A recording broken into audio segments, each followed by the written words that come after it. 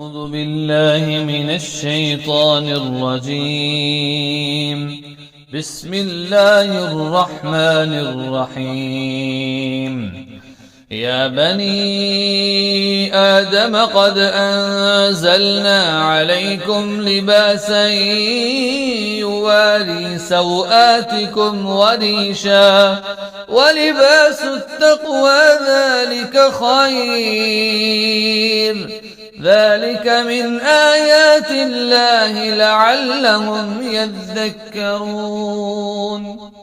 يا بني آدم لا يفتننكم الشيطان كما أخرج أبويكم من الجنة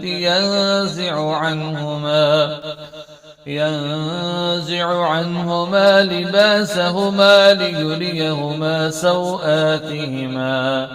إنه يراكم هو وقبيله من حيث لا ترونهم إنا جعلنا الشياطين أولياء للذين لا يؤمنون وإذا فعلوا فاحشة قالوا وجدنا عليها آباءنا والله أمرنا بها قل إن الله لا يأمر بالفحشاء أتقولون على الله ما لا تعلمون قل أمر ربي بالقسط وأقيموا وجوهكم عند كل مسجد وادعوه مخلصين له الدين كما بدأكم تعودون فريقا هدى وفريقا حق عليهم الضلالة إنهم اتخذوا الشياطين أولياء من دون الله ويحسبون أنهم مهتدون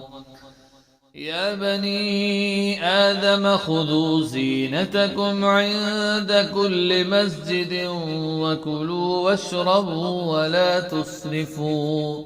إنه لا يحب المسرفين قل من حرم زينة الله التي أخرج لعباده والطيبات من الرزق قل هي للذين آمنوا في الحياة الدنيا خالصة يوم القيامة كذلك نفصل الآيات لقوم يعلمون قل إنما حرم ربي الفواحش ما ظهر منها وما بطن والإثم والبغي بغير الحق وأن تشركوا بالله ما لم ينزل به سلطانا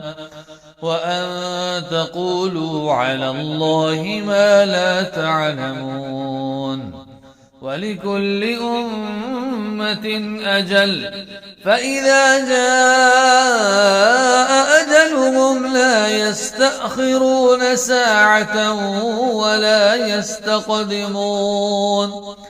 يا بني آدم إما يأتينكم رسل منكم يقصون عليكم آياتي فمن اتقى وأصلح فلا خوف عليهم ولا هم يحزنون والذين كذبوا بآياتنا واستكبروا عنها أولئك أصحاب النار هم فيها خالدون فمن أظلم ممن افترى على الله كذبا أو كذب بآياته أولئك ينالهم نصيبهم من الكتاب حتى إذا جاءتهم جاءتهم رسلنا يتوفونهم قالوا أين ما كنتم تدعون من دون الله قالوا ضلوا عنا وشهدوا على أنفسهم أنهم كانوا كافرين قال ادخلوا في قد خلت من قبلكم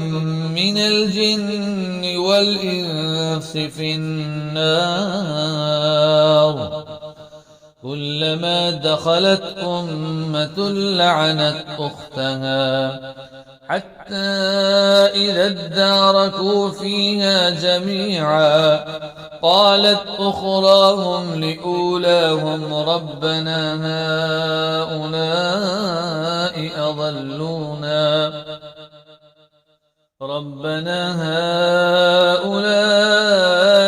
أضلونا فآتهم عذابا ضعفا